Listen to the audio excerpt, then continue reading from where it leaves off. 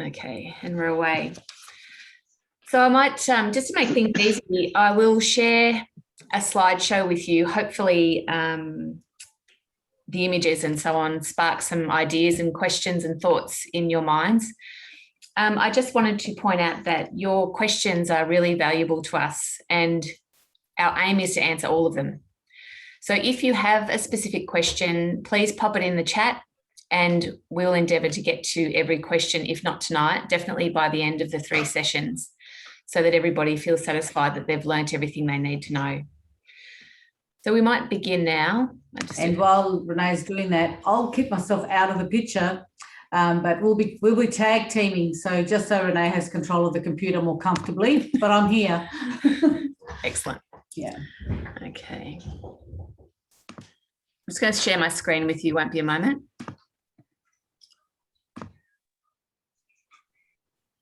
Don't think that's, just bear with me.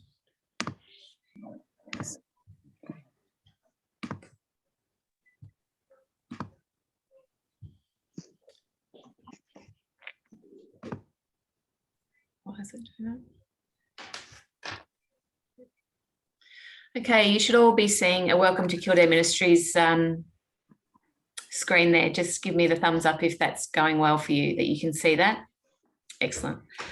Okay, so welcome everyone. We are deeply appreciative of you giving up your time and very, very grateful for your commitment. Today we'll be running through some introductions, getting to know each other and who we are as a group of people within Kildare Ministries, the things that we have in common, and us as a community, getting to know ourselves as a community.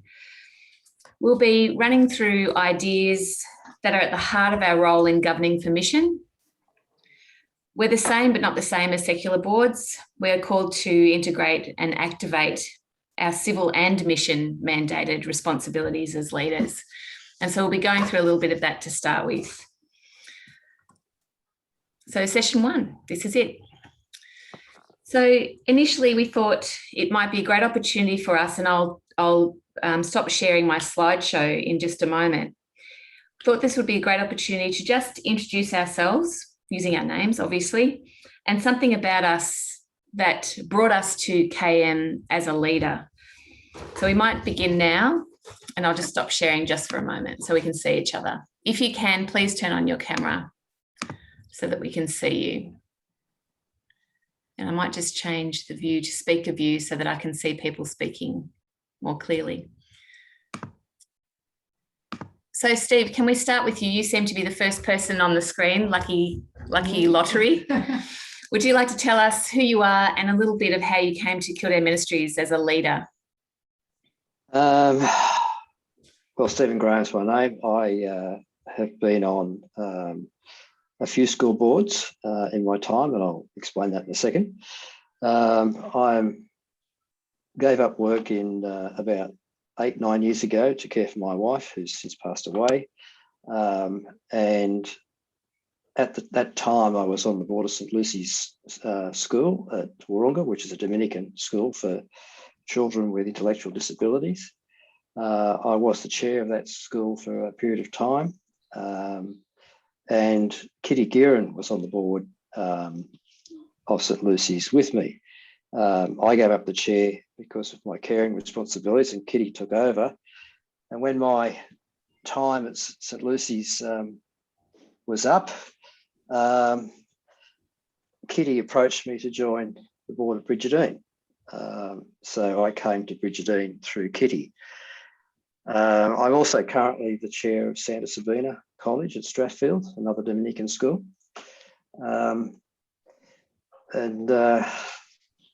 Yeah, I think that's a bit of a background to me and how I've got to where I am here today. Your comprehensive experience then, Steve. It's amazing. Thanks for joining us tonight. Lisa, you're the next on my screen. It is a bit of a lottery, isn't it? Complete lottery. Hello. Well, look, I was lucky enough to enjoy a Bridgetine education from prep all the way through, and spent my secondary school years at Clonard, so I'm a past pupil. And I have a daughter, and she also attended Clonard and finished in 2019. And partway through her time at the school, there was just that, lucky conversation where someone nudged me in the direction of the Stewardship Council, and I, went in that direction. So I spent, I think, not quite 2 terms on the Stewardship Council, and then this year I've taken up the position of chair. So I get that I'm the triple threat. I think I'm the past pupil. I had the daughter there, and I've had a go on the council before being chair. Yeah. Thanks, Lisa Jane. Thanks, and thanks for taking up that role. It's a big one. Elsa, you're next on my screen. Oh, thank you. My name's Elsa McKinnon, and I'm a Sister of Mercy, and I've had lots and lots of years in education, and I'll just say how I got onto the board. I'm on the board of Bridget Eats and Ives, just with Stephen Anthony, and Kitty is the draw card. Oh, Kitty again. Kitty Gearan is the chair. When I was principal at OLMC Parramatta, Kitty was my deputy. And I just happened to go out to lunch a couple of years ago with the current chair of the board at OLMC and Kitty. And Kitty said to me, "Elsa, what are you doing?" I said, "Oh, lots of different interesting things." She said, "I'd like to be on the Bridgetine board." "Okay, I'll go onto the Bridgetine board." Why not? That's right. But I've also had a fair amount of experience in governance, because I was congregational leader of the Sisters of Mercy at one stage, and at that I was the chair of the trustees, and at that stage we had about 3 incorporated ministries, yes, including OLMC. And then subsequently I've been working at Mercy Works, and that was an incorporated body, and that was interesting because I was the executive director and I was reporting to the board. So I kind of had all the different stages of that. And then currently I'm the Chancellor for Ministries in the Diocese of Parramatta. And those of you who were involved in the conference last week, you had our bishop come and talk to you. We did indeed. Yes, and that was a nice little respite for him, because he's been absolutely inundated with criticisms. He's probably talked at the conference about it, of people who want to get rid of him because he speaks out in the mind of Pope Francis, and people are persecuting him, basically trying to sort of get rid of him. So he needs our prayers and our support, because he's a wonderful bishop. Okay, yes, true. Thank you, Elsa. Yeah, he was wonderful, really. Yep. We need to all go back and watch the recording of his keynote. It was amazing. It was really beautiful. He's fearless. Yes, very inspirational and challenging. Yep, that's right. Thanks, Elsa. Jackie, you're next on my list here. Oh, hi, my name's Jackie Embry. I'm stewardship with Kildare College. I'm an ex-student. I had 2 sisters who went there, and my mother worked there for 20 years. Yeah, and I know the principal there. We live locally, and she asked me to come on board, and I said, sure. Not as exciting as everyone else. I don't know. That's pretty exciting. History is exciting, I think, anyway. Yeah. Thanks, Jackie. Thanks. Bridie. Bridie Hello. is the B, everyone. Hello, hi everyone. I've been informed by my live-in IT support that the camera on this computer doesn't work, so I'm very sorry. But hello everyone. I'm Bridie. I'm on the Stewardship Council at Clonard College, where I also attended high school. So was lucky enough to attend a Bridgetine school for my secondary schooling.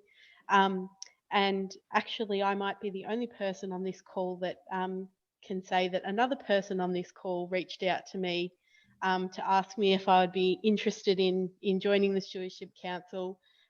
Lisa Jane, actually, we previously worked together in the federal government, and she knew I had a history with the school and a desire to sort of give back to the community.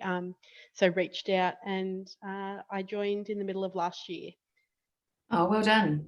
That's wonderful. Networks are amazing. Networks of people who know what you need and know what the school needs. That's wonderful. Anthony, you're next on my screen. Hi, I'm Anthony Rouse. I'm on the board at Brigidine College St Ives. You did say Indooroopilly early on, but I'm actually Brigidine. Beg your pardon. I'm not sure where that came from. Oh, there are two. Indooroopilly is also Brigidine College. Yeah. That's right. I've got two daughters who, well, one's just finished last year at Brigidine, and one who's in year 11. And probably 2 years ago, I'm a finance professional. I joined the finance committee, and one thing's led to another, and the name Kitty will come up again. She said, why don't you join the board? So right. I'm now on the board, and I think I've had just one official meeting. Right, fantastic. Kitty is a one-man recruitment agency. Clearly. Thank you, Anthony. Shane, you're next on my screen. Can you hear me, Shane? Oh, we can't hear you, Shane. Apologies for that. That's okay. My name's Shane Noonan. I've been teaching now. I started as a redhead, and I've been teaching for quite a long time. I was brought up in primary school with the Brigidines at St Patrick's and Mentone. My family have been involved in Kildare. My sister went through the Brigidines. I was tapped on the shoulder by a good friend of mine, the principal at Marion, who asked me to come on board to the stewardship, and I hold senior leadership position in a reasonably large secondary college in the western suburbs of Melbourne. So I come with a wide variety of experience, having taught from prep through to adult education at tertiary level, so over that period of time. So yeah. Oh, wonderful. Thank you, Shane. Thanks. And I'm just looking through. Have I missed anyone? I'm just going. Claire. Oh, that's right. And me, Joe, if you can hear hello, me. Joe. Hello, Sorry, Joe. Welcome. That's okay. Joe, do you want to start and then we'll... Yeah, look, I will. I'm sorry I was late. I'm That's actually in a public library, so I'm feeling a little bit self-conscious about talking loudly while people around are doing their homework, etc. But I've just had to stop and be here because I've got another event directly after. So I wouldn't have had time to drive. But yes, I'm on the Stewardship Council at Kildare College in Mentone. I'm Brigidine educated from primary through secondary. I was actually a student at Kildare.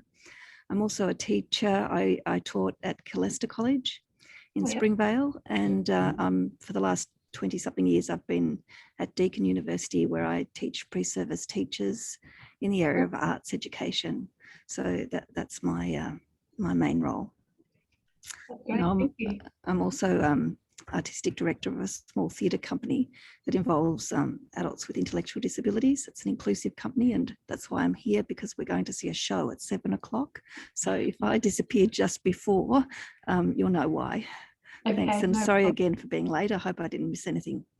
No, we'll just keep introducing each other, and it is recorded, so you can watch the beginning again. Thank you. Yeah. So Rachel, and did I say Kay as well? Is Kay? Well, yes, Kay. Yes, I'm here. Thank you. Thank you. Kay, do you want to introduce yourself now? I'm Kay, and I'm on the board of Brigidine Indooroopilly. I'm a past student of Brigidine Indooroopilly. I have two sisters. We spent about 12 years, and my sister went to Holy Family, which is the primary school next door. I was in Catholic education for about 18 years, and I'm now in a senior leadership position at Uniting Church standalone school in Brisbane. Okay. Thank you. Thanks, Kay. And then Rachel, are you there, Rachel? Not yet. Rachel's not here yet, I don't think. I'm just looking through. No. Not here. Okay. And Claire. Claire. And Claire. Claire. In the car. Hello. Claire in the car. Or Claire. I'm still in the car. Can you hear me?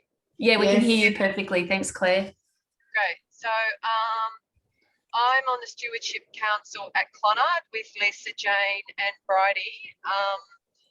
My connection is I was a secondary school teacher at St. Joseph's in Echuca, and Lucy Quinn was my daughter's grade 4 teacher. There you go. At St. Mary's in Echuca, and we caught up for a glass of wine when Luce moved to Geelong, and she hit me up for a spot on the Stewardship Council. So I started at the same time as Bridie, so it's been really interesting. I'm an executive manager for Gateway's Disability Support Service in Western Metropolitan Melbourne, and learning lots about good, diligent stewardship. So it's a privilege. Oh, wonderful. Hi, Claire. Don't know if Hello. I do. How are you, Renee? Very well, very well. I'm also ex St. Joseph's College, everyone, so that's how I know Claire. Yeah. Now, Marcella, are you there? Thanks, Yes. Claire. Yes, I'm here. Oh, here you are. There you Can are. you hear me? Okay, Yeah. that's good. Hello, everyone. Marcella, also Bridgetine, primary and secondary. The Bridgetine's opened a tiny little Catholic primary school in the southern suburbs of Melbourne way back in the 60s. So that was St. Louis Aspendale. The sisters were at St. Richard's Mordialloc at the time. I then went on to Kilbreda. I think I get the quadruple ticket tonight. A Kilbreda student. Then I went back there and taught for a few years. Then our daughter finished there 3 years ago. And as she was departing, they tapped me on the shoulder and asked me to join the Stewardship Council. So I'm now chair of Kilbreda's Stewardship Council. Wonderful. Now, Marcella, this is your second round at Induction. That's right. And I will have to on your expertise. Oh, that's right. I will have to head off soon. We were going to ask you questions, see if you get it right. And I'll also be watching the recording. So thank you, ladies. Just joking, Marcella. Thanks for coming back. Thanks, everyone. So, well, as we can see already, there is a very strong network present amongst us already, particularly through Kitty and Lucy and all the other people that we have in common. But it's nice that we can all be here together and productive in case, we need to sound out each other and seek out some opinions different from our own. So I'll just share my screen with you again. Bear with me. So just to reiterate, your questions are really important. So anything that you pop in the chat, we will endeavour to answer. So anytime during this presentation, just pop it in there. Or even afterwards, you can email Erica or myself with a question that might come to mind. So who are we? I think we've pretty much covered the whole gamut of who we are. We are Wellsprings for Women in Dandenong. We are the Bridgetine Asylum Seekers Project in Albert Park, Presentation Family Centre in Balnarring, Bridgetine College Indooroopilly, Bridgetine College St Ives, Clonard College Geelong, Marion College Sunshine West, Marion College Ararat, Kilbreda College, Kildare College in Adelaide, Colester College in Springvale, and St Joseph's College in Echuca, and Star of the Sea in Brighton. So who are we at the Bridgetine Mission Centre? There are 5 of us here at the moment. So we've got Erica Bagora, who clearly know, our Executive Director, Jeff Byrne, whose title is Managing Director of Kildare Education Ministries, myself, Monica Lang, who is our Administration Officer, and Podrick McKay, who is our Administration Officer also. So I think we'll get down to the nuts and bolts of what we're on about tonight. As I said, we're going to be diving into the idea of mission and our responsibility as leaders of mission. But sometimes it's good to go back a bit, even though we're probably all Brigidine educated or presentation educated, and really think about what it is that we're doing here as leaders of these ministries. So in the beginning, before time was measured, the Spirit of God hovered over the waters, over the darkness and formlessness of the earth, breathing into them life and shape, colour and light. Then in time, God's present Spirit took a human form in a Palestinian called Jesus, in an out-of-the-way town called Nazareth. And the action of God's Spirit became the mission of Jesus, God's human face. When Jesus spoke of God, he called God Abba, which is a completely intimate term to use, one of knowledge and understanding and intimacy. He founded a religious movement, even though people were craving a political movement probably, which has the dispossessed and suffering within the heart of a compassionate God who lifted burdens from people and suffered with them. Divine, intimate, passionate, and indignant love, such love has great power.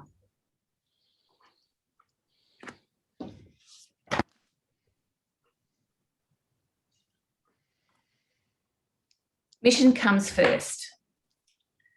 The church does not have a mission so much as the mission has a church.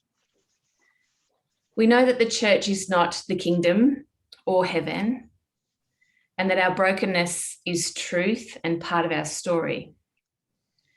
But we are people of hope, and we can be positive about the future, believing that the God that Jesus spoke about does not give up on us, even when we're at our lowest.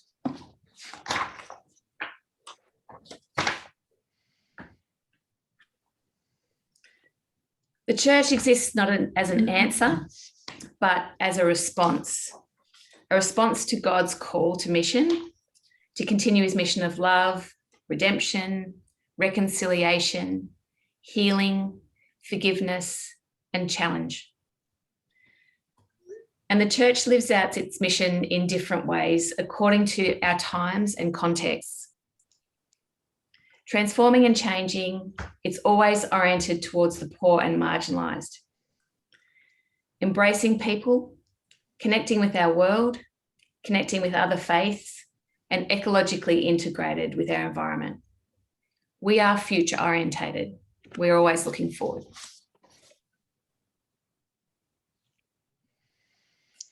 We are charged with carrying a responsibility in building and promoting cultures that are consistent with and faithful to our mission and founders.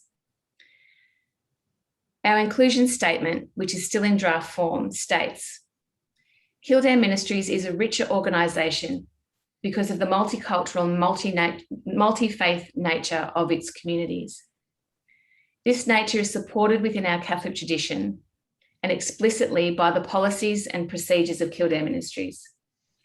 Therefore, Kildare Ministries believes that people should not be persecuted or discriminated against because they do or do not hold a religious belief or engage or do not engage in religious practices. We invite and encourage mutual respect and acceptance among people and groups. We accept the practical challenges and responsibility this brings for all in any Kildare Ministries community.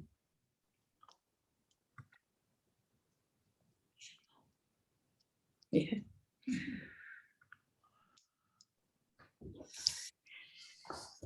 So I'd just like to share with you a reading, John 10, and this is Jesus describing leadership. I am the good shepherd. The good shepherd lays down his life for the sheep. The hired hand is not the shepherd and does not own the sheep. So when he sees the wolf coming, he abandons the sheep and runs away. Then the wolf attacks the flock and scatters it. The man runs away because he is a hired hand and cares nothing for the sheep. I am the good shepherd.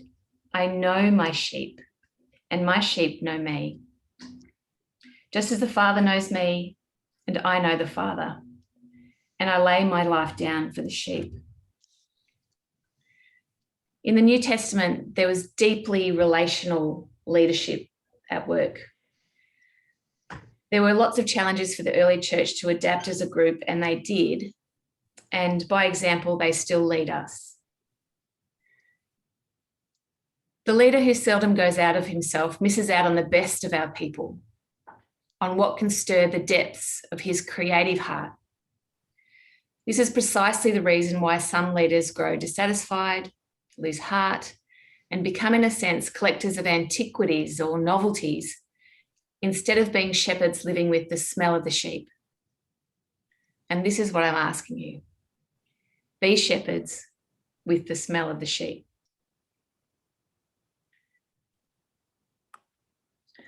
By spirit and practice, we're an organisation that practices co-responsibility, collaboration, and influence.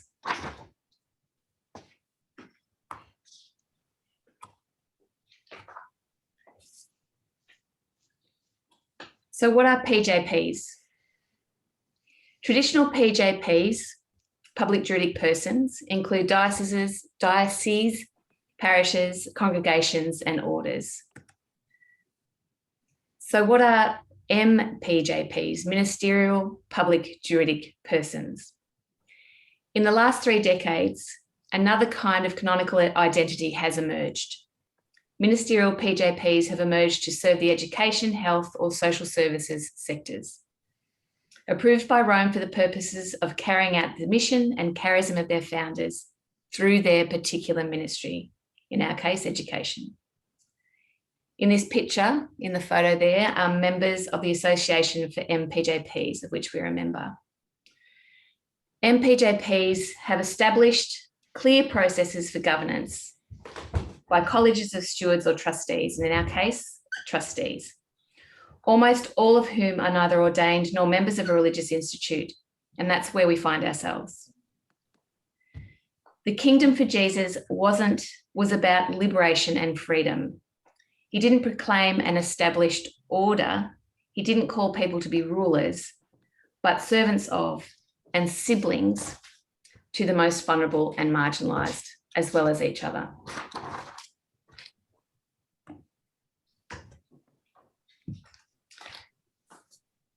There's a long distance between first century Palestine and 2021. We have a number of complex problems, and sometimes it comes down to the choice between 2 evils, and we need to choose the one which is least compromised. We need to exercise discernment. Sometimes that involves conversion from my point of view or the view of the dominant ideologies of society, like economic rationalism and destructive competition. And we need to convert our point of view from those things to the surprising wisdom of the Gospels. Every budget reflects an expression of values by an organisation. Every leader's diary reflects their judgment of what is of value in their leadership. Evidence of our discipleship is found in how we allocate our time, money, and other resources. I thought we might take a break from my voice at this point, and I would ask you to consider what you think you know about what's in the diary of, say, your principal, or in the budget of your principal or boss, what they are prioritising as far as you can see, because I'm sure they're prioritising some really great stuff. So I'll stop sharing for a second, and so we can all see each other again. What are the priorities in your organisation as far as you can see it?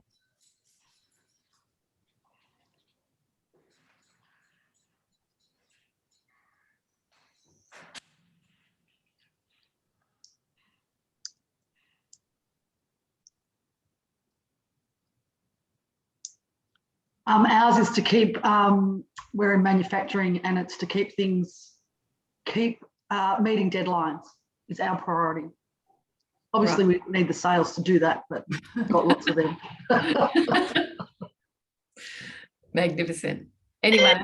What about values? About values that are being prioritised as well as broader things. Our principle in our leadership meetings constantly refers back to maintaining the integrity of the human being. Right. as being a core, a filtering system of our decision making. You know, is the integrity of the human being maintained? Yeah, magnificent. Thanks, Shane. Ours is about the holistic development of our students to maximise their life potential. So when you talk about their holistic development, you mean, Steve? It's not just academic excellence, it's growth and development of life skills, of them as a person, of them as spiritually. It's to give them all the tools to have a full life and contribute back to society. Yeah, to express those values. Yeah. Yeah. Magnificent. Anyone else? Yeah, I'll go. I'm at Kennard Self-Storage, and we keep reminding everyone that when customers stay with us, we are the people who care about them. Right. So we give them a good experience, but if you store at Kennard's, you store with the people who care. Yeah. So it's kind of nice. Yeah, it is. It's great. And that repetition, you know, the things that you talk about are the things that embed themselves in practice, don't they? Often, not all the time, but most often. And it flows through to the culture of the company as well. Mm-hmm. You work with, you know, you care and support each other as well at work. Yeah, yeah, absolutely. Without seeing the diary, I would imagine that the principal at Kildare diary is full of meetings. It's all about relationships. Yeah. I'd say it's probably the same in my workplace as well. If it's not classes, it's meetings with students or meetings with other staff. And it makes me wonder when the actual other work gets done, which is probably all after hours. Yeah, yeah. It's a hard truth that It's a cost. Focus time is often outside of the times when you can meet with people and form those relationships. And again, I'll reiterate how wonderful it is that you're all here today. We really appreciate it, knowing it is after hours and we're still forming relationships. Thank you. Anyone else?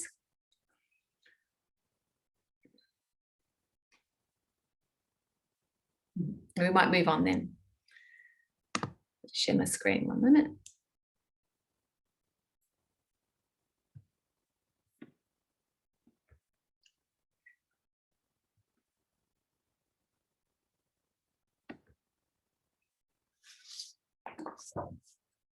Oops, I've lost one, I think. I might have. No, you just it was keep going forward. Just had to have the title in. Click again. Ah, Yeah, that's what you're missing. Yeah, that's it. Okay, sorry about that.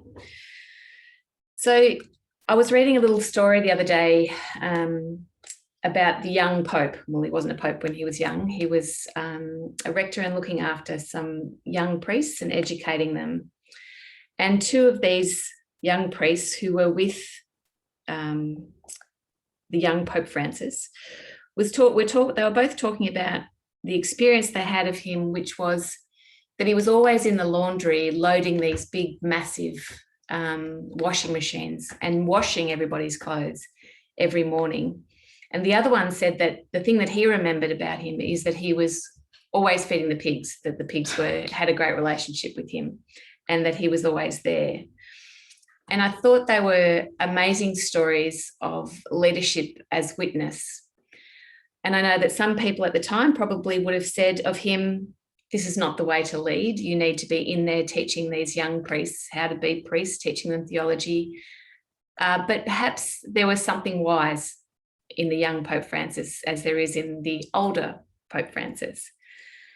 And I want us to consider, why does this man doing the washing and feeding the pigs go so much against, or why are they such indelible memories for these two witnesses to the young Pope? And I wonder if it's because, a little bit like Bishop Long, he was going against the grain. It was not expected behaviour for the leader to behave this way and to care for each other, care for the people under him, I guess, so tenderly and so compassionately. And we see that in the Pope now. He's like Bishop Long, very much for the people and prioritising people above process. And it does take great courage to go against the grain in such a way. I'll give you another break from my voice and share with you an account of how Kildare Ministries came to be. It goes for about 10 minutes, and if you bear with me, I'll call it up on the screen. It's gonna let me.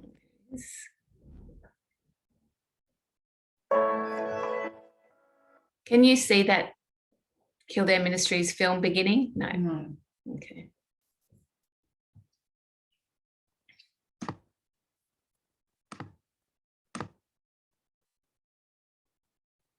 Now can you?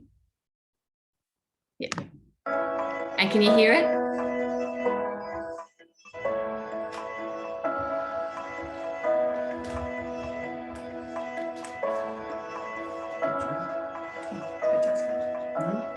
Over 50 years, there had been a long association with having lay partners in ministries, but this was about governance, which until that point had virtually been done by Brigidine sisters. We, as a group of sisters, were not increasing.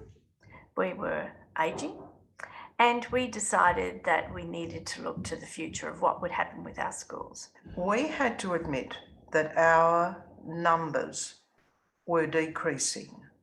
Sisters were not entering, women were not entering to become sisters. We were able to do so much, but we really needed to look to a new future. 20 years or so prior to setting up Kildare Ministries, religious congregations were looking at different types of governance. I can remember in 2002, there was a public conference on what a public juridic person would be for religious orders making decisions about their ministries for the future. We decided that we would go for a pontifical public juridic person. It would be, in civil terms, similar to a company limited by guarantee, has a right to own property, to set up ministries and manage them.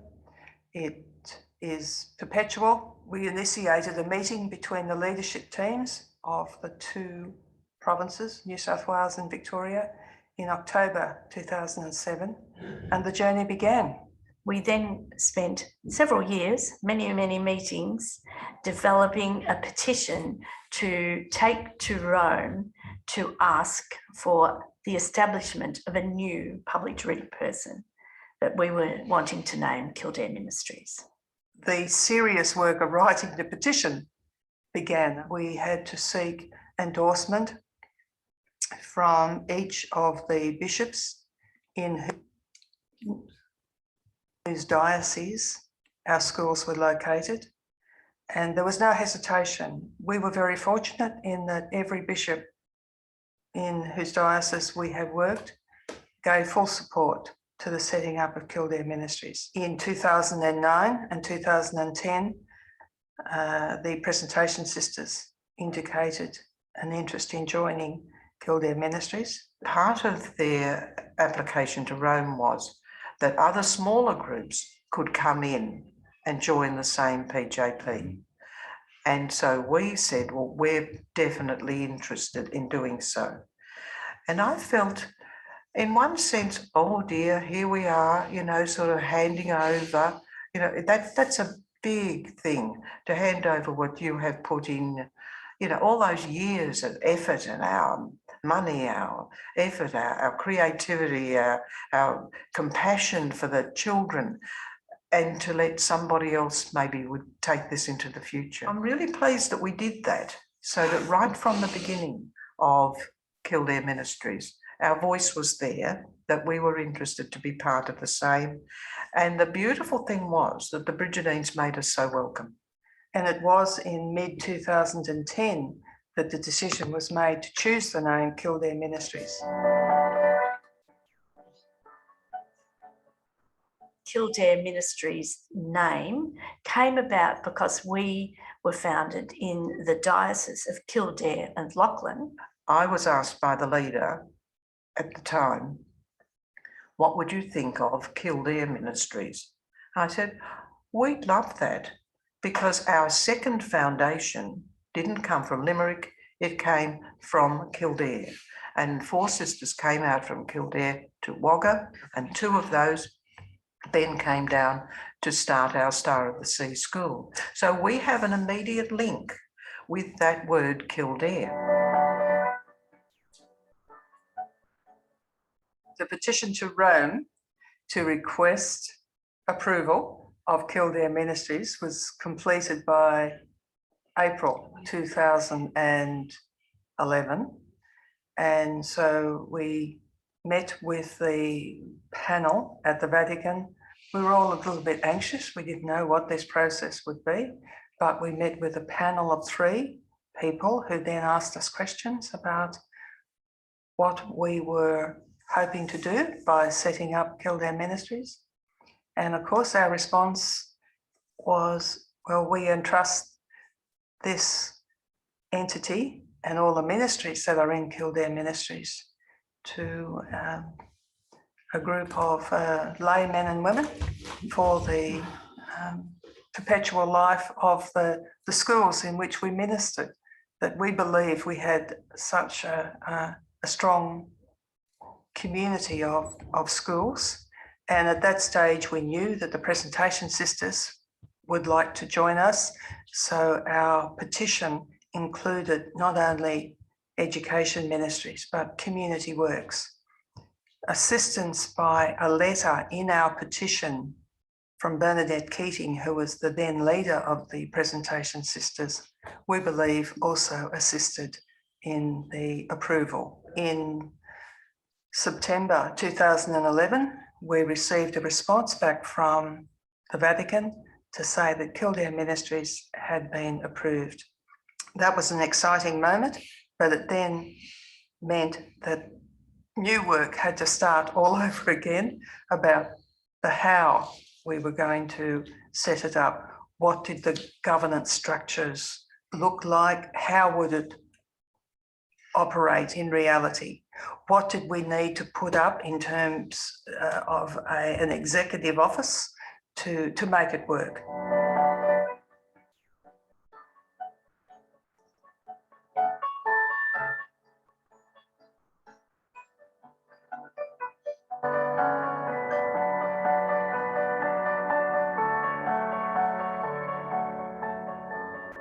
It was a momentous and heartwarming day because we were gathering as Kildare Ministries. It was highly symbolic. We used Australian flora and fauna as part of the visuals. There had been special carvings done of an Australian bush nut, a gum nut, to present to the trustees. I thought that was a lovely touch because part of the story of the both charisms is about acorns. But here we are in Australia with Kildare Ministries commencing its journey, and we have our own gum nut. The momentous, profound time in the ceremony was when all of the religious sisters, here they were at all ages, and they were handing over their schools to us as trustees. And it was then you realise the privilege and the responsibility of what you were taking on.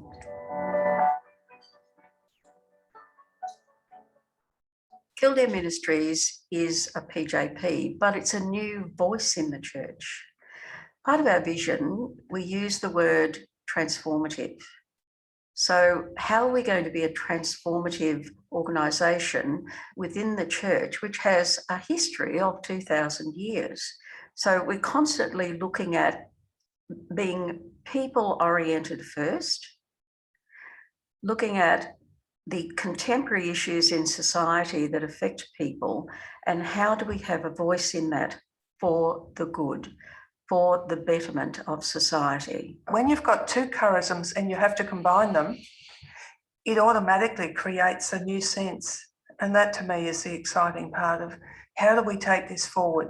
So we had to work really hard in developing something that was new coming out of the common stories of both traditions? When we were dreaming about Kildare Ministries and the presentations had chosen to be part of this dream into the future, we brought together a small group to talk about what do we have in common in symbols and what could capture the essence of who we were. And the Brigidine sisters have always had the lamp of learning, which was the centre of Bishop Delaney's coat of arms.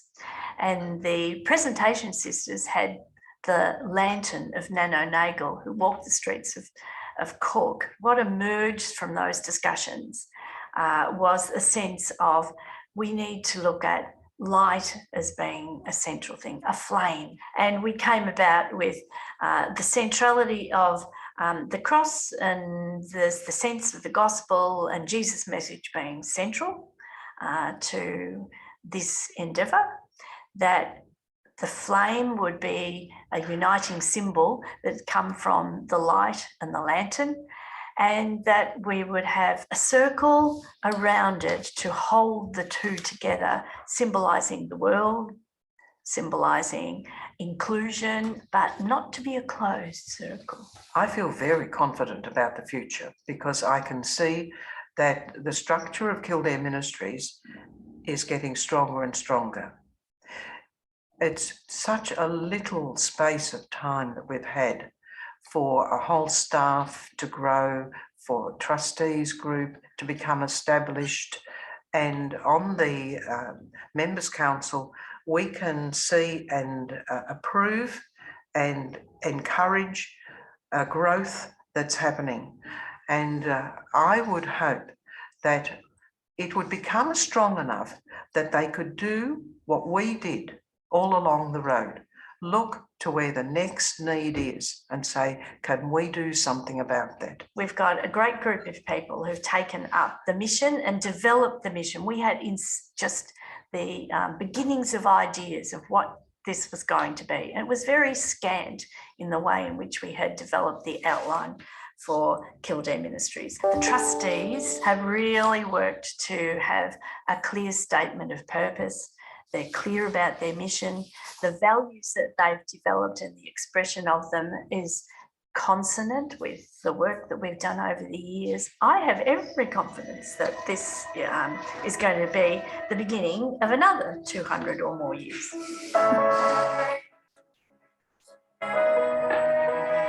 No pressure.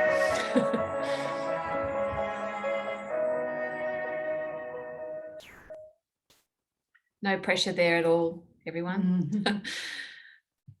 Just come back to our slideshow. Actually, I don't think I will. I just wanted to. Are we starting? Hang on. Sorry about that. Bit of upbeat music there in the middle. There we are. I was just wondering.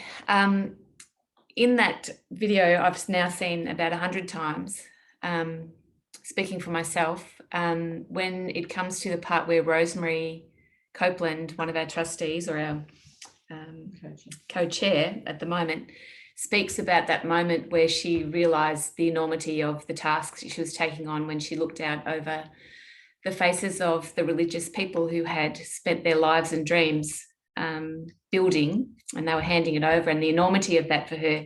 Every time I get to that point, I feel a bit teary because she's a little bit teary, I guess. And I was just wondering if anyone else had any questions or even just responses or reactions to hearing that and seeing that clip. It really is. I think it's Bridie here. I think I reflected on a similar section to you and just what an awesome responsibility we all have to ensure that we're aligning all of our decisions and all of our actions as leaders to the mission that so many people over, many years have dedicated their lives to. I think it really reinforces that. Yeah, it does, doesn't it, Bridie? It's quite emotional, really, when you think about it. It's It's a spiritual and emotional thing that's been handed over to us, as well as a physical thing and an intellectual thing. So it is, yeah, it's quite deep. Anyone else? Yeah, Lisa. You know, it's not the first time I've, you know, heard that information or thought about it, but every time what gets me is the wisdom and the just the sensibility of kind of understanding the facts around you and not letting yourself kind of fight that, you know, and instead kind of coming together and proposing an entirely new future rather than let something crumble around you. You know, I think, you know, it's, you know, we so often see a sort of a stubbornness to accept a reality and a lack of that sort of, you know, preparedness to work with other people, to make compromise, to imagine and, you know, plan for a different future. And I just, you know, the modesty and the intelligence of the people concerned always just really strikes me. I resonate with absolutely everything you've said, Lisa Jane. The courage in it alone is quite astounding to, as you say, come up with a new reality, and the creativity and the commitment to transformation that takes is quite astounding. Yeah. Thanks, Lisa Jane. Can I say something? The Yes. Brigidine sisters and the Presentation sisters and the Mercy sisters all sort of started in Ireland within the space of about 50 years, back in the late 18th, 19th century. And they all had a similar kind of a mission. And I just find it so fascinating that the mission's continuing through these PJPs now. And as you said before, there are so many of them, because that's the motivation basically of the religious orders wanting to continue the ministries after we've gone. And I was thinking, I've been to a Mercy immersion in Dublin, and one of the places that you go to is to the Presentation Sisters in George's Hill, where Catherine McCauley did her novitiate. So that's the connection. And what it was, that place now, the Presentation Sisters were given that place by this woman who also had similar motivations as the Presentation Sisters and the Brigidine Sisters and the Mercy Sisters. And she had, and they all, like Nono Nagel, and I don't know so much about Bishop Delaney, how much money he had, but Nono Nagel and Catherine McCauley all had money. And this woman also had, this place had money, but she did not have the vision to want to kind of do something with sort of doing something like what's happened to the Presentations and the Brigidines and the Mercies. So her spirit, in fact, in a sense, has died. And all that's left is this property that the Presentation Sisters now own in Dublin. And I just think it's sort of, it takes courage, as you're talking about. It takes incredible courage to do all these types of things, but it's the vision of these women that keeps the vision going. And I just, you know, I can't cease to be amazed at what we're doing, what people are doing. Yeah. Thanks, Elsa. That's an amazing insight. And I'll just share with you today, as I was putting the finishing touches on the slideshow today, I walked past, you know, one of the icons of St. Bridget that was in the hallway, and I thought, I hope I'm doing the right thing. I hope I'm carrying on the legacy as it should be. I hope I'm carrying on the spirit as I should.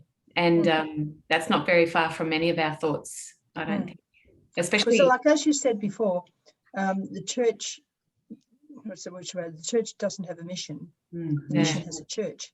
Yes. And part of that church is these religious orders who kind of run, they're not integrated into the basic, like they're not hierarchy.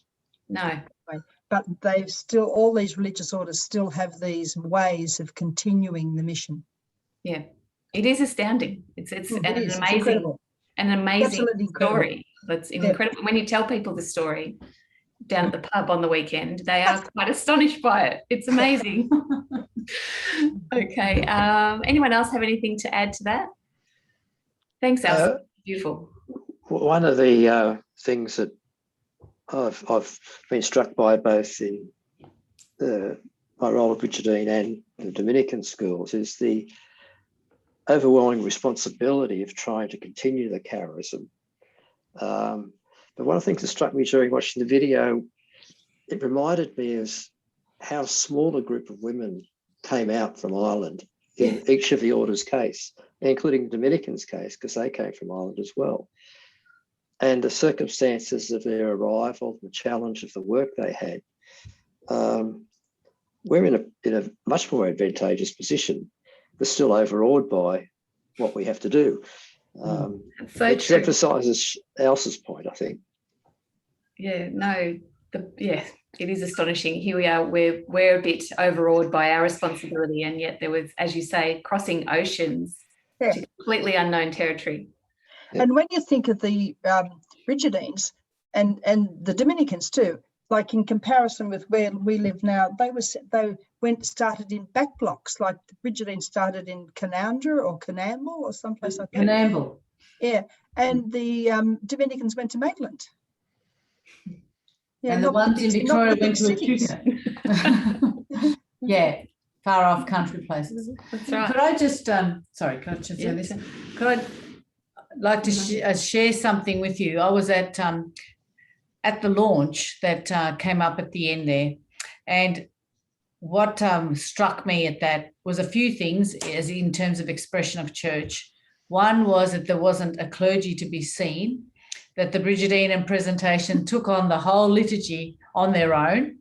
It was the most moving liturgy I'd ever been at, and I'd come from a male charism, so it was a bit astounding to see that we could have such a profound liturgy without clergy. But also those pictures of the nuns hugging, and that was across the two congregations. For us lay people who were there, it was a really moving time.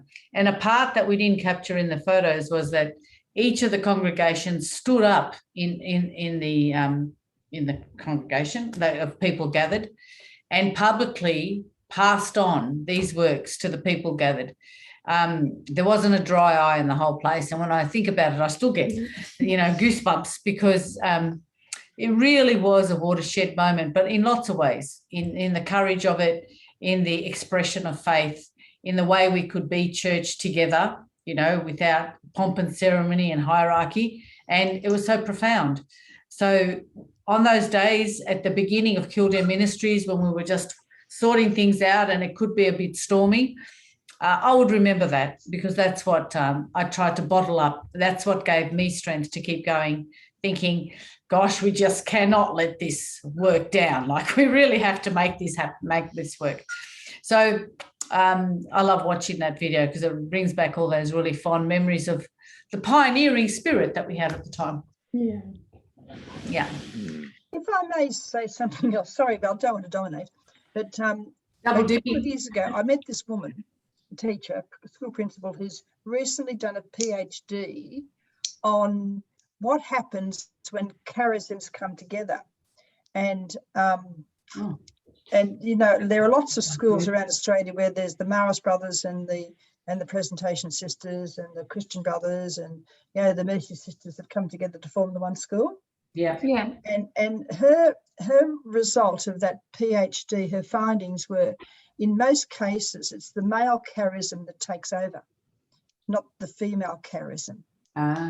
Which I find very interesting. And like in that video, when the presentations wanted to come in with the Brigidines, like there was so much more collaborative.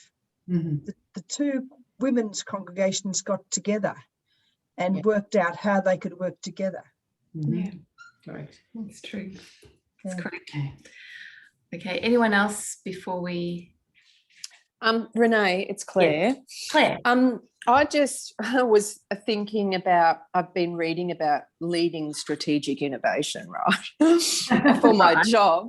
And I was just really struck by how this whole initiative is really leading strategic innovation, because being strategic and innovative is all about, you know, measuring the forces that are driving change. And this was so courageous in being able to make adaptations to change. And, you know, it maximised opportunities and capabilities that have secured the continuity of the mission. And I think that it's, you know, these sorts of changes always come with mixed emotions. There's the grief alongside the excitement of moving towards more lay ministry, and just kind of reminded me of some of the executive management stuff that I'm sort of coming in contact with, because it truly is strategic and innovative. Yeah, it's amazing. Yeah, I'm sort of hearing, sort of trying to sort of put it all together, I suppose, in a sense. But I suppose the one thing that really hits me is pretty simply the responsibility of being trusted. Yeah. You know, it's sort of it's a fair responsibility to take on board, and it's something that has to be all what you say and how you opinionate yourself and how you position yourself has to be filtered through that respect for the trust that's been given to you. And so that filtering process is a high-end responsibility, I believe. And not only in the stewardship that we have here, but in a lot of things that we actually do in life. When people trust us to do something, to carry on, to be responsible, that's what it is. That's to be responsible. It has to be filtered through that particular commitment, I suppose. To the trust that's been given you. Yeah, there you go. That's really beautifully put, Shane. It's beautiful. Thank you. Maybe we have time for one last person to comment. Someone wants to jump in. Can't see everyone all at once. If we have no further comments, I think we'll move to pray together. Marcella and Shane and Elsa kindly agreed to pray for all of us. But Marcella, I think, is in the car. So I'm just wondering, I might just cover her section of the prayer. It's a prayer in 3 parts, myself and then Elsa and then Shane. And essentially this prayer is a beautiful account of who Jesus was and who is, of course, the start of our mission and the end of our mission.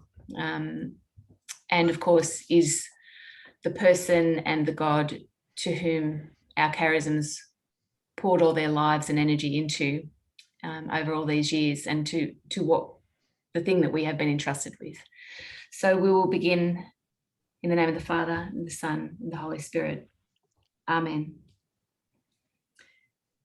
Jesus taught, a kingdom that is here and is to come, especially for the hurt, the small, the excluded. A kingdom that embraces all, the other. Above all, a kingdom which expresses the reign of God.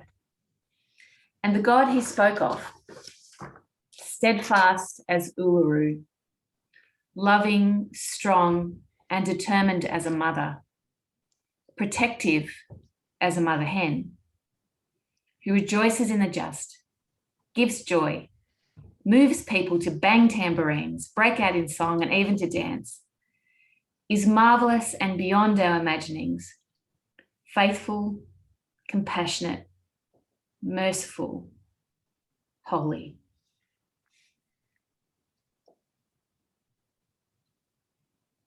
Elsa.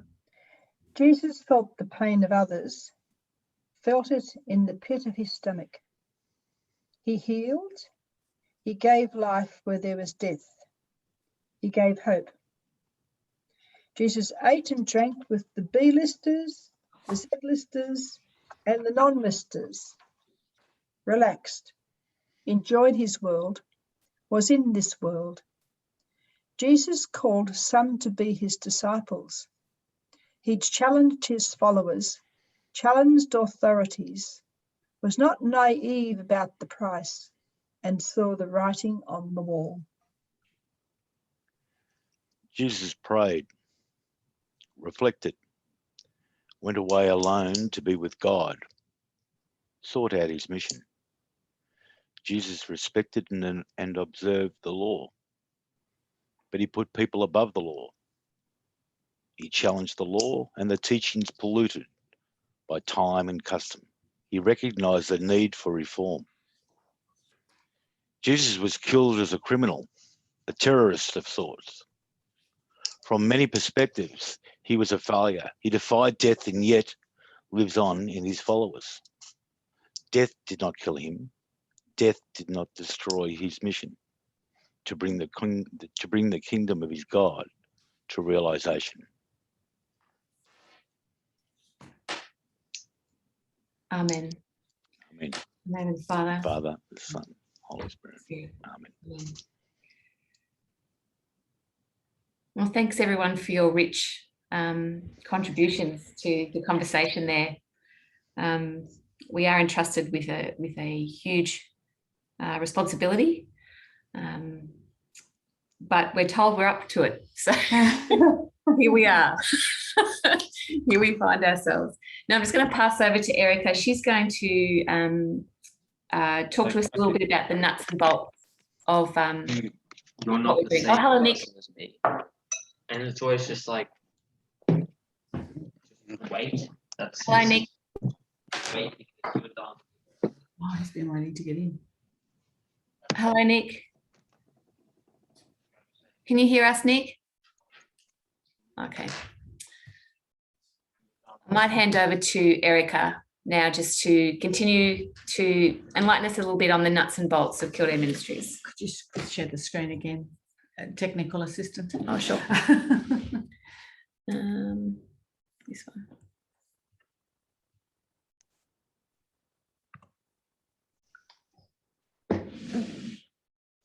Thanks, Renee, and hello everyone again. We're coming into the last quarter of an hour of our presentation tonight. So then this is an induction for you as board directors and stewardship council. So it's important that we talk a little bit about this, though I suspect you would have already seen the vision, values and mission of Kildare Ministries. But in terms of just giving you a little bit of background, about what that's all about. So just, I was appointed as executive director from the beginning. So it's good in a sense because I do have a lot of story in my head. What occurred to me the other day was how quickly personnel can change across the ministries, not just within our office, and that it's really important to keep telling the story of how things began and why things were important at the time. So if you'll indulge me for a little bit, I'll give you a bit of story behind what is clearly something you can read yourselves, but it puts it in context. So when we're looking at Kildare Ministries and its touchstones, it did take a while for the trustees to strike the vision, mission and vision, mission and value statement. It took us a while to understand each of the ministries and the relationship within that. One of my first meetings was with the principals of the schools and later with the community works, but the principals of the schools coming together as presentation schools and Brigidine schools, we've had to start to think, well, what do we make of our mission? What is it about? And we mapped out all the similarities between the presentation charism and the Brigidine charism, and perhaps the things that are unique to each. Can I say that the similarities column was much bigger than the unique column? And one thing that struck as the most important connector between the two charism was justice. And so the values started to be thought about in terms of justice at the centre of how we will be known. And this is a question that the trustees asked right from the beginning. In our work, how will we be known? And that it was clear that it was around justice and where that would take us. However, the other values were also common ground areas. So what I liked about the way the trustees went about their work, even though they admit that they weren't quite sure how to begin this work, and I think that's true in those first couple of years, was that they took the time to get to know the people, to get to know what was important in each of the ministries, and to shape up something from the ground up through consultation about what our values would be. Then came the question, well, now that we've got the values and the vision and the mission, are each of our ministries expected to adopt them? And again, the answer was based on eventually each of the ministries will adopt these values, because will become what we are about in all the ministries. So here we are 10 years in almost, not quite 8, but it feels like 10 sometimes, 8 years in, and many of our schools and the community works have adopted these vision, mission and values in their place. So it's an evolving story. If you have a look at the mission and the vision, the way Renee formed that prayer was to lead us along the line of understanding what we mean there about the kingdom of God. And that last line in the prayer, death did not destroy his mission to bring the kingdom of God to realization. And we thought when we looked at that prayer, how fitting it was in understanding and describing what the mission governance is all about. To govern with a mission attitude is about bringing to life that prayer, pretty much. So I know that the stewardship councils and the boards are about to do a review. And if you haven't heard about that yet, it's not the place here to unpack all of that. But one of the questions is about mission governance. And it's, so if you think about it as governance for mission, it might make a bit more sense to you there. If you look at that prayer, that's exactly what we think the attitude should be. So without unpacking all of that, are there any questions in relation to where our mission and values and the vision for us is or should be? Oh, thank you. Okay.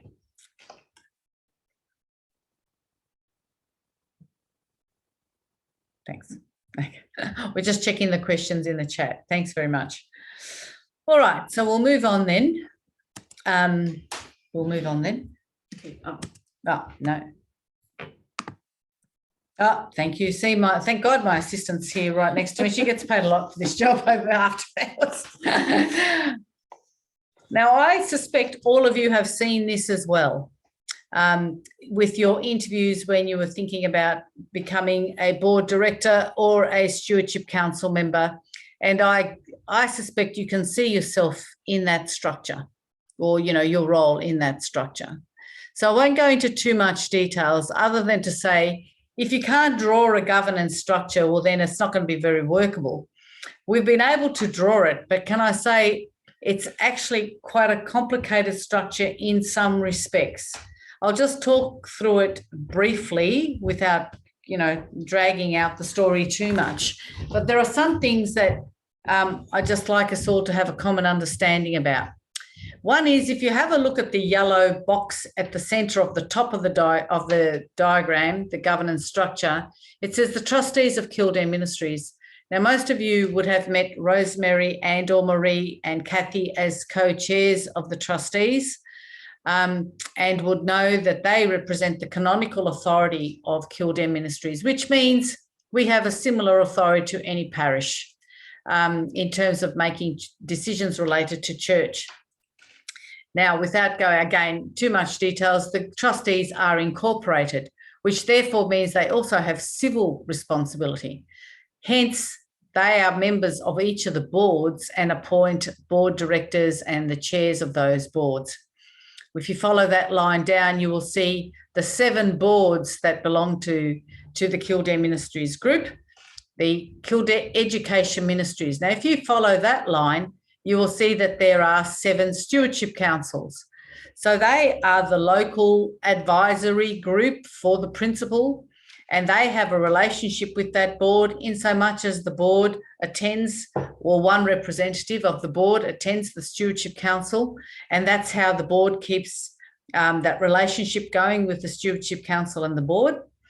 But their role is not civil governance. The civil governance of the stewardship schools belongs to the KEM board. I think if this isn't clear, send me a question on the chat. And the other boards are incorporated in their own right. So Brigidine College, St Ives and Indooroopilly, Star of the Sea at Brighton here in Victoria, and the 3 community works, Wellsprings for Women, Presentation Family Centre, and the Asylum Seeker Project. Now, this PJP is only one of 2, I think, that has 2 different types of ministries, education and community works. And what we like about that is that the community works are really the face of the mission on a daily basis, you know, serving the marginalised. And our schools, of course, are the mission through education. So that's the structure. Just important to know that if you go to the top of the diagram again, where it's got members council, you mightn't be aware that the members council are the representatives of the congregation, and they have 2 functions. One is to appoint the trustees. So they appoint the trustees. And the second one is they have the relationship with Rome. So each year we write up a stewardship report that goes to Rome on behalf of the members council, send it on behalf of us all. The actual writing is done in this office, but you know, it's for the members to send to Rome. So what do they look for? They look that we are being true to the mission through the work that we do, and they look that the trustees are doing their role in, you know, keeping it fresh and bringing new expression to our mission. So while a structure might look nice and neat on a bit of paper, can I say that unless there's relationships behind all those lines aren't as fluid as they might look. So like I said before, the trustees spent a good part of embedding Kildare Ministries in relationships first up. So that's why, while the lines are straight, it can be messy trying to work out who's doing what, where does the responsibility actually lie, who takes authority for that. In those early years, we're much better at it now. The lines are clearer. People know their roles. There's role clarity behind what we do at the office, what the trustees do, what the boards do, what the board chair does, all of those sort of things, how the stewardship relates to the KEM board, etc., etc. So, but it did have some teething problems, and the other teething problem was the bringing together of the 2 charisms, which is never easy because people are really faithful to the charism that they're working in. So giving new expression, people start to feel that sense of loss as well, which I think Claire was talking about. So there were things we needed to navigate in those early years. But like I said, 8 years on, and we don't seem to have, you know, those issues now. We've found a rhythm, we've found a way of being. Yeah, so over to you. Do you have any questions in relation to that? Like I said, I think most of you would have seen that this format by now. Okay, so all right, now that brings us to 7 o'clock, and we've got, you know, probably another 15 minutes to go, but we've made an executive decision, and I'll hand it over to Renee. Okay, so we did have another section of the PowerPoint, but we will hold that over until next week. So we will begin with the Living Justice, Living Peace Charter next week. Everybody up so we can see. Just stop sharing. Good plan. Yeah. Okay. So once again, thank you everyone for joining us tonight. I know it's an imposition on your time when you're already enormously busy people, and we thank you for your commitment to Kildare Ministries and being here tonight. I have one question though. just in terms of the starting time being 5:30 on a Thursday for the next 2 Thursdays, does anyone have any difficulty with that? Would that be okay if we kept the same time? Okay. Okay, thank you. We just want to check because, you know, we're not really sure what your commitments are. So if it works, we're happy with it. Well, that's fantastic. And I'll just reiterate again that if you do have any questions, anything that pops up into your head as you're having a glass of wine or cooking dinner tonight, jot them down and pop them through on the email. As I said, your questions are most important to us. Yeah. So without any further ado, thank you very much for joining us. And we'll see you next week. And Thank you very much. Right on 7 o'clock. Bye. Aren't we good? Thank you so much. Bye. Bye. See you all. Bye-bye. Bye-bye.